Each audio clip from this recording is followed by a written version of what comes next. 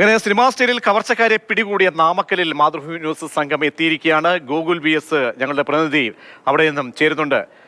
5 പ്രതികളെയാണ് പിടികൂടിയത്. അതിൽ അതോടൊപ്പം തന്നെ 7 പ്രതികൾ ആകെ ഈ വാഹനത്തിലുണ്ടായിരുന്നു. 2 പേർ രക്ഷപ്പെടാൻ നോക്കി. അതിലൊരാളെയാണ് വെടിവെച്ച് കൊലപ്പെടുത്തിയത്.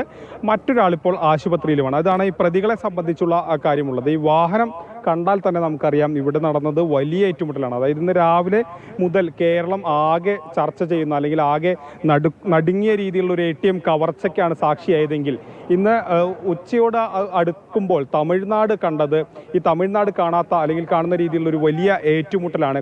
ഈ വാഹനത്തിൻ്റെ മുൻവശം ഏകദേശം ഗ്ലാസുകളൊക്കെ തന്നെ വെടിയുണ്ട കൊണ്ട് പൊട്ടുന്ന രീതിയിലേക്ക് ഒക്കെ കാര്യങ്ങൾ നീങ്ങി.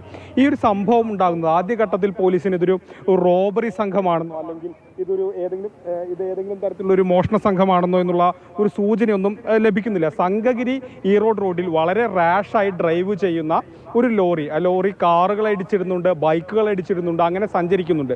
ആ ഒരു ലോറിയെ പിടികൂടുക എന്ന ലക്ഷ്യം മാത്രമേ ആ ഘട്ടത്തിൽ തമിഴ്നാടിന് പോലീസിനുണ്ടായിരുന്നുള്ളൂ. അതിനിടയിൽ പല നാട്ടുകാരും ഈ വാഹനത്തിന് നേരെ കല്ലെറിഞ്ഞിട്ടുണ്ട്, ഗ്ലാസുകൾ അതായത് ചില മിററുകൾ പൊട്ടിയിട്ടുണ്ട്. അങ്ങനെയൊക്കെയാണ് ഈ വാഹനം പോലീസ് കണ്ടെടുക്കുന്നത്. പോലീസ് അതിസാഹസ്യമായി ഈ വാഹനം നിർത്തിച്ച് ഇതിൻ്റെ ഡ്രൈവിംഗ് സീറ്റിൽ ആ ഭാഗത്തുണ്ടായിരുന്ന 4 പേരെ പോലീസ് പിടികൂടി. 5 പേരെ പോലീസ് പിടികൂടി. അതിനുശേഷം ഈ വാഹനം സ്റ്റേഷനിലേക്ക് എടുക്കുക എന്നുള്ള ലക്ഷ്യത്തോടു കൂടി തന്നെ പോലീസ് അങ്ങോട്ട് നീങ്ങുകയായിരുന്നു. പോലീസ് ആ സ്റ്റേഷനിലേക്ക് എടുക്കുക, സംഘഗിരി സ്റ്റേഷനിലേക്ക് കൊണ്ടുപോകുന്നതിനിടയിൽ ആണ് ഈ വാഹനത്തിൻ്റെ കണ്ടെയ്നറിൻ്റെ ഉള്ളിൽ നിന്നൊരു ശബ്ദം കേൾക്കുന്നത്. അപ്പോൾ എന്താണ് ഇങ്ങനെ ഒരു ശബ്ദം കേൾക്കുന്നത്, ഒരു അസ്വാഭാവികമായ ശബ്ദം എന്താണ് കേൾക്കുന്നതെന്ന് അറിയാൻ വേണ്ടി പോലീസ് പിൻഭാഗത്തേക്ക് വാഹനം നിർത്തി നീങ്ങുകയായിരുന്നു.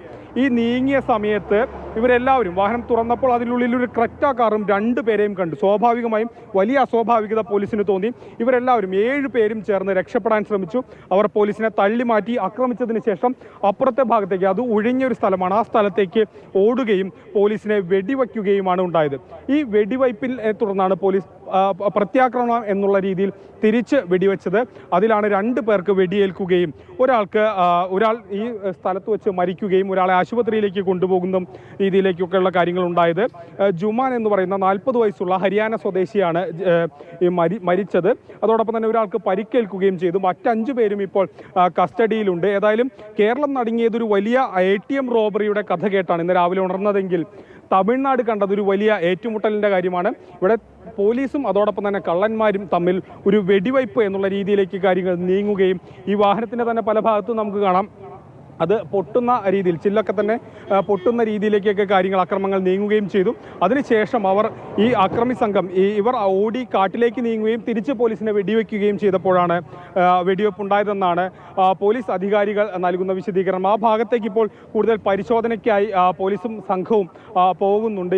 ഈ പ്രദേശത്തെ, അതായത് ഈ സംഘഗിരി സ്റ്റേഷനിലെ CI അടക്കമുള്ള സംഘം അവിടേക്ക് കൂടുതൽ കാര്യങ്ങൾ നോക്കുന്നതിനും നിരീക്ഷിക്കുന്നതിനുമൊക്കെ പോകുന്നുണ്ട്. ഈ സ്ഥലം പൂർണ്ണമായും തന്നെ പോലീസ് ഒരു ബന്ദോബസ്ത് എന്നുള്ള നിലയിലേക്കൊക്കെ ആക്കിയിരുന്നു. കാരണം വലിയൊരു ഗുരുതരമായിട്ടുള്ള ഒരു കുറ്റമാണ് ഇവർ ചെയ്തത്. കാരണം പോലീസിനെ ആക്രമിക്കുക.